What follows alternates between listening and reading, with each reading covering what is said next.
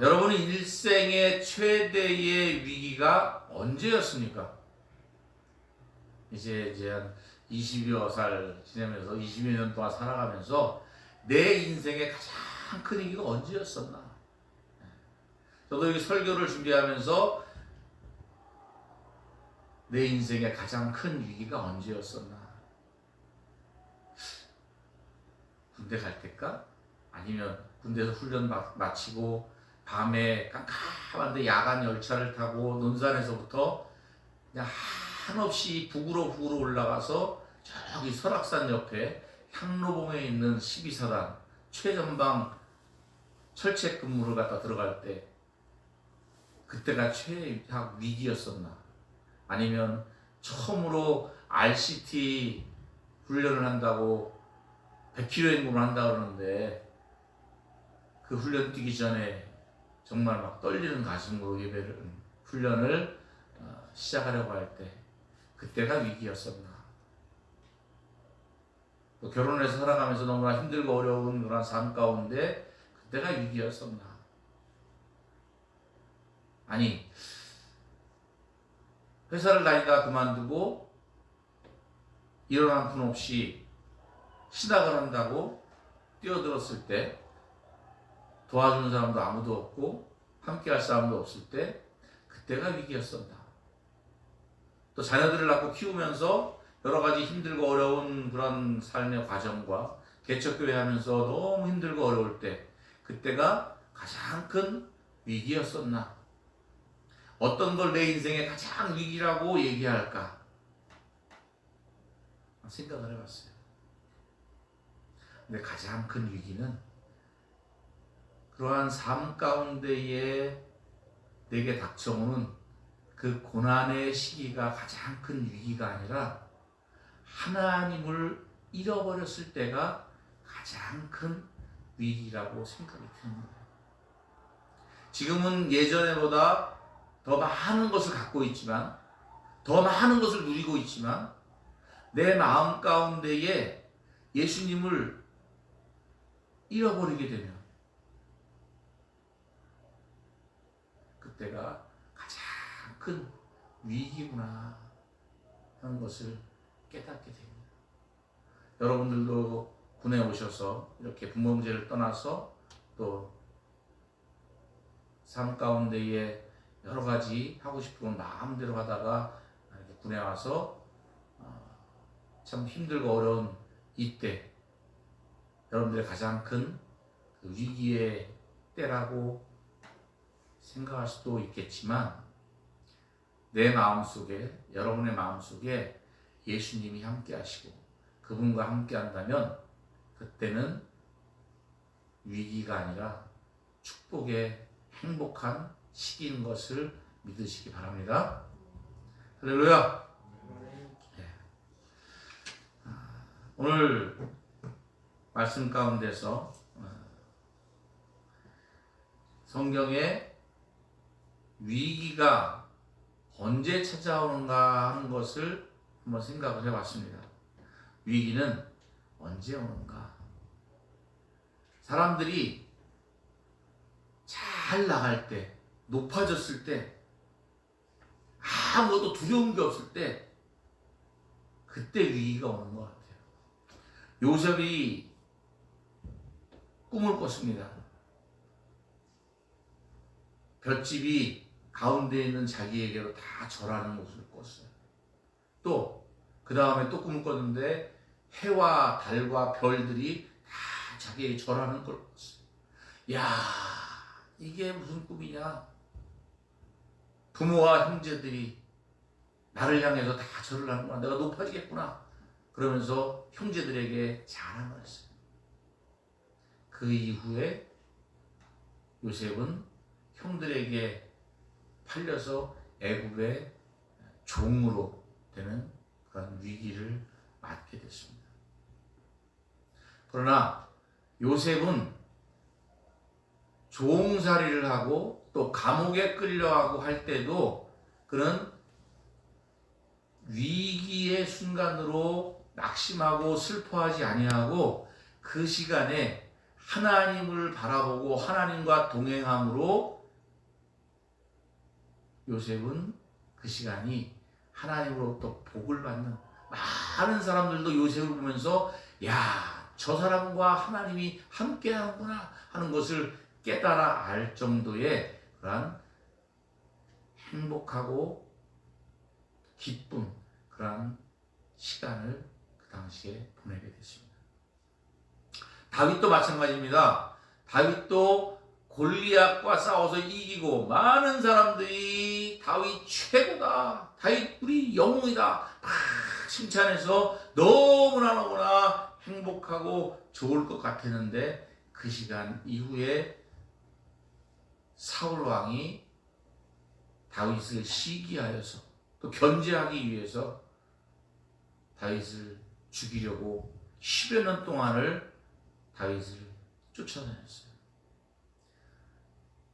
이스라엘에 살지 못하고 이방 민족에게 숨어 사는 그러한 어려움 가운데에 그 다윗은 실망하고 낙심하고 내 인생의 최대의 위기를 맞았다고 작아지는 것이 아니라, 그 위기의 순간에, 어려운 순간에 하나님을 바라보면서 하나님 앞에 기도하면서 정말 그 많은 시편의 찬양의 기쁨의 시를 하나님 앞에 올려드렸습니다. 이와 같이 우리 사람들에게 최대의 위기의 순간은 이 세상을 살아가면서 다가오는 나에게 엄습하는 여러 가지 고난이나 환난이나 아픔이나 그런 것들이 위기의 순간이 아니라, 하나님을 붙들고 있으면 그 위기는 위기가 아니라는 것을 우리는 깨닫게 됩니다.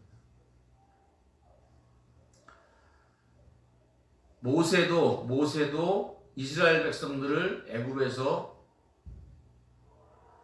탈출시켰어요. 홍해를 건널 때 뒤에서 애굽 군대가 쫓아왔어요.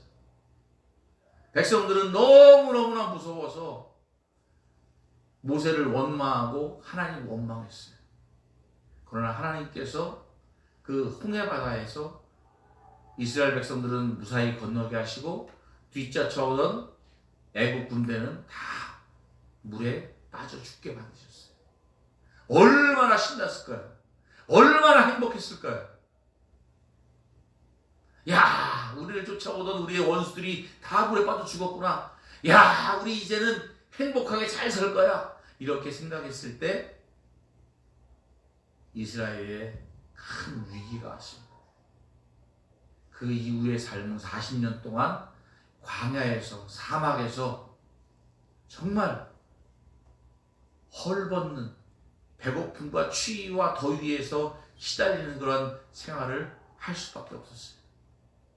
그러나 그 40년 동안에 하나님은 이스라엘 백성들과 함께 하셨고, 이스라엘 백성들의 필요한 모든 것을 채워주셨으며, 이스라엘을 대적하는 이방 민족들과 싸워서 다 이기도록 하나님께서 만들어주셨어요. 광야의 40년의 그 생활이 다른 사람들이 보기에는 위기라고 생각할 수 있겠지만, 이스라엘 백성들은 항상 자기의 진친 곳의 중앙을 보게 되면 성막 가운데에서 하나님의 불기둥이, 또 구름기둥이 자기들과 함께하면서 자기들을 인도하시는 것을 볼 수 있었고, 또 하늘에서 만나를 내려주셔서 그것을 먹으면서 살 수가 있었어요. 물이 없을 때에는 반석에서 물이 나오게 하셔서 그 많은 백성들이 다 물을 먹을 수 있었고, 고기가 먹고 싶을 때는 메추라기를 보내주셔가지고 메추라기를 먹으면서 온 백성이 고기 맛을 볼 수 있었어요. 아마도 이스라엘 백성들은 광야 생활하면서 자기들이 인생의 최대의 위기를 맞았다고 슬퍼하며 괴로워하며 눈물을 흘리며 통곡하지 않았다는 사실을 기억하시기 바랍니다.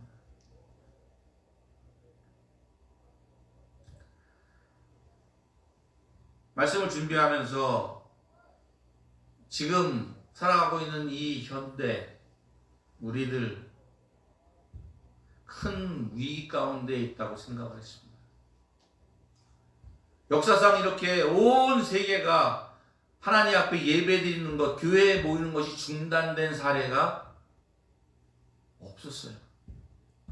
그런데 생각지도 못한 이 전염병으로 인해서 하나님 앞에 모여서 예배하는 것이 금지가 되고, 모여서 함께 기도하고 예배하고 하는 것이 통제를 받아야 되는 이러한 시대가 오게 될 거라고 생각을 하지 못했습니다. 이 지구상은 마냥 하나님께서 주신 아름다운 낙원이 아니게 된 거예요. 왜 이렇게 됐을까? 왜 이렇게 됐을까? 사람들은 과학이 발전하고 문명이 발전하니까 하나님을 찾지 않고 하나님과 대적하며 스스로들 과학을 통해서 더 나은 미래를, 더 좋은 환경을 만들어 보겠다고, 더 좋은 삶을 살아가겠다고 하나님을 도전했어요. 그래서 유전자를 갖다가 변형해서 더 좋은 족속을 만든다, 어떤 걸 한다, 저렇게 한다. 하늘 끝까지 올라가서 이 세상의 창조의 비밀을 찾겠다. 그러면서 하나님 앞에 도전하게 될 때에 이 지구는 병들어갔습니다. 아프리카에 있는 세계 6번째로 큰 차드 호수라는 데가 있는데, 그 세계에서 6번째로 가장 큰 그 호수가 다 말라버렸다는 거예요. 지구 온난화 때문에. 그래서 이 뜨거워진 이 지구 때문에 가뭄이 일어나게 되고, 또 지진과 또 산불. 그래서 더욱 이 우리가 살아가는 지구는 우리가 살아가기에 힘든 곳이 되는 거예요.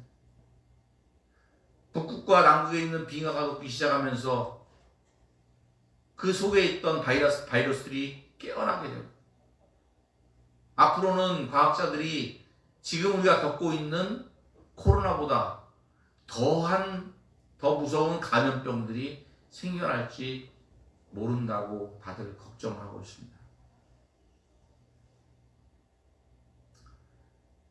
여러분, 6.25 전쟁 때 남북한 통틀어서 사망자가 얼마인지 아십니까? 137만 명입니다. 3년 동안 군인과 민간인들이 죽은 숫자가 6.25 전쟁을 통해서 일어난 숫자가 137만 명이에요.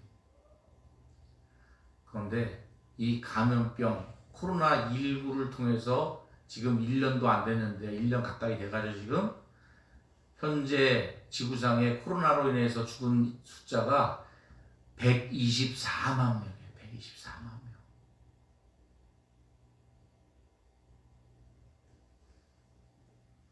여러분, 백신이 나온다고, 치료제가 나온다고 우리 인류가 앞으로 다가오는 그러한 어려움들을 이겨낼 수 있을까요? 그렇지 않습니다.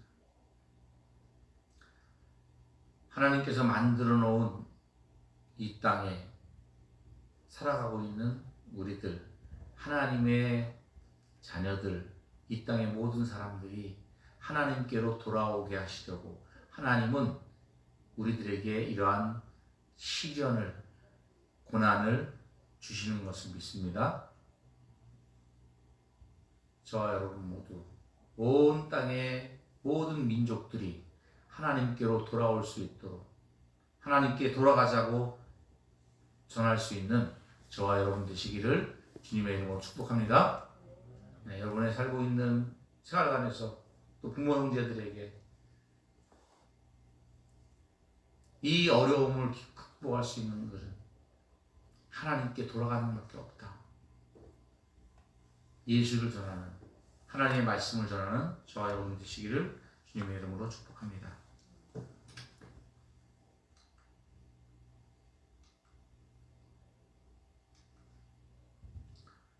대면 예배를 안 드리고 집에서 영상을 하다 보니까 PPT 넘기는 것도 다 까먹었네요. 신명기 8장 3절 다 같이 한번 읽겠습니다. 시작. 너를 낮추시며 너를 줄이게 하시며 또 너도 알지 못하며 내 조상들도 알지 못하던 만나를 내게 먹이신 것은 사람이 떡으로만 사는 것이 아니요 여호와의 입에서 나오는 모든 말씀으로 사는 줄을 내가 알게 하려 하심이라. 하나님께서 이스라엘 백성들을 광야의 길을 걷게 하신 것은 광야에서 정말 얼마나 사기 힘들겠어요. 물도 없지, 또 먹을 것도 없지. 오직 하나님이 하늘에서 만나를 내려주셔야 하루치 먹을 분량만 먹을 수 있는 그러한 환경을 만드신 것. 배불리 먹고 마시며 즐길 수 있는 그런 낙원에 살게 하지 아니하시고 그렇게 척박한 땅에서 살게 하신 이유는 하나님이 낮추시려고 그런 거다. 아멘. 이 세상의 모든 사람들이 하나님을 알지도 않고 알려고 하지도 않고 하나님을 떠나서 사니까 하나님께서는 이 세상을 광야와 같이 만들어서 고난 가운데에 환난과 고통 가운데에 놓이신 거예요.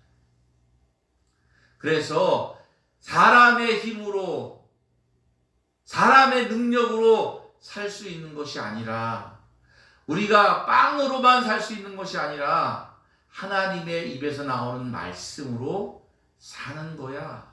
하나님의 뜻과 하나님의 주시는 은혜로 살 수 있는 거야. 그래서 하나님이 광야의 길을 걷게 하셨다. 이렇게 말씀을 하고 있습니다. 여러분들이 앞으로 삶을 살아가실 때에 여러분의 능력으로, 여러분의 힘으로, 세상 것으로 여러분들이 이 세상을 살아갈 수 있다고 생각하면 큰 오산입니다. 그저 그냥 열심히 공부해서 또 열심히 노력해서 내가 좋은 것을 먹고 좋은 집에 살고 하면 다 끝날 것처럼 또 그렇게 할 수 있다고 생각하지만 그러한 삶은 그 인생을 행복하게 할 수 없습니다. 사람이 떡으로만 살 것이 아니요 하나님께서 나오는 말씀으로 살아야 하니라. 여러분 그 뜻이 뭡니까? 하나님의 입에서 나오는 말씀이 우리를 배우게 하겠습니까? 그 입에서 나오는 말씀이 우리를 살아가는 데 필요한 물질을 얻을 수 있습니까? 어떻게 하나님의 입에서 나오는 말씀으로 산다고, 살아야 한다고, 살 수 있다고 말씀할 수 있습니까? 여러분, 하나님의 입에서 나오는 말씀은 하나님의 입에서 나오는 하나님의 뜻입니다. 하나님의 뜻 가운데에 우리가 살아가게 될 때에 우리는 진정으로 행복한 삶, 아름다운 삶, 보람된 삶을 살아가게 될 줄 믿습니다. 저와 여러분 모두 늘 하나님의 뜻 가운데에 하나님께서 주시는 은혜와 사랑과 생명으로 살아가는 저와 여러분